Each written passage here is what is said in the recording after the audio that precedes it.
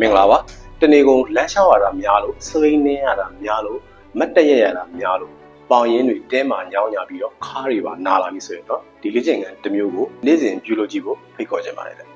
ဒီလေ့ကျင့်ခန်းလေးကိုပြုလုပ်ဖို့အတွက်တော့ကျွန်တော်က yoga block လေးတစ်ခုကိုအသုံးပြုပြီးတော့လေ့ကျင့်ပြထားပါတယ်တကယ်လို့အိမ်မှာ yoga block မရှိဘူးဆိုရင်လည်းစာအုပ်လေးနဲ့ထူတာလေးတွေစောင်းလေးတွေကိုဒီလောက်အရွယ်စားလေးဖြစ်ခောက်ပြီးတော့လေ့ကျင့်လို့လည်းရပါတယ်ဗျအရင်ဆုံးပလက်အိပ်ပြီးတော့ဒူးထောင်ထားလိုက်မယ်တင်မာလေးနဲ့ငယ်ကြွပြီးတော့ကိုယ့်ရဲ့ခါးအောင်မှာ yoga block လေးကိုထောင်ရက်နေထည့်လာမယ်ပြီးရင်6တစ်ဖက်လေးအရင်ဆုံးဆန့်လိုက်မယ်လက်ကလည်း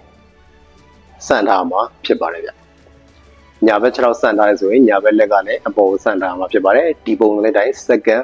30လောက်ထိန်းထားပြရမှာဖြစ်ပါတယ်ဒီလေ့ကျင့်ခန်းလေးကကျွန်တော်ပေါင်ရဲမှာရှိတဲ့တဲမာမှုတွေကိုပြေရောက်ပြီးမဲ့လေ့ကျင့်ခန်းလေးဖြစ်ပါတယ်ဗျဒီလေ့ကျင့်ခန်းလေးကိုတစ်ဖက်ကိုစက္ကန့်30ကျော်လောက်ပြုလုပ်ပြရမှာဖြစ်ပါတယ်ဗျ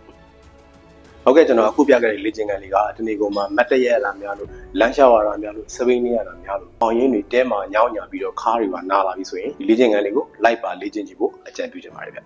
လေ့ကျင့်ခန်းလေးတွေကမိတ်ဆွေတွေအဆင်ပြေမဲ့ကြိုးရှိမှုလို့ကျွန်တော်မျှော်လင့်ပါတယ်ဗီဒီယိုလေးကိုစုံနဲ့ကြည့်ပြီးတော့လည်းအားလုံးကိုကျေးဇူးတင်ပါတယ်ကျွန်တော်ကတော့ကိုလူလေးပါပေါင်200ကျော်တဲ့သူတွေနဲ့အလုပ်များလို့လေ့ကျင့်ခန်းအတွက်အချိန်မပေးနိုင်တဲ့ busy professional 900ကျော်ကိုအိမ်မှာနေရင်ပြန်လဲကျန်းမာလာစေခဲ့တဲ့ rehab system နဲ့ကိုညီလေးပြပေးနေတဲ့ fat loss guide တယောက်ဖြစ်ပါတယ်ဗျ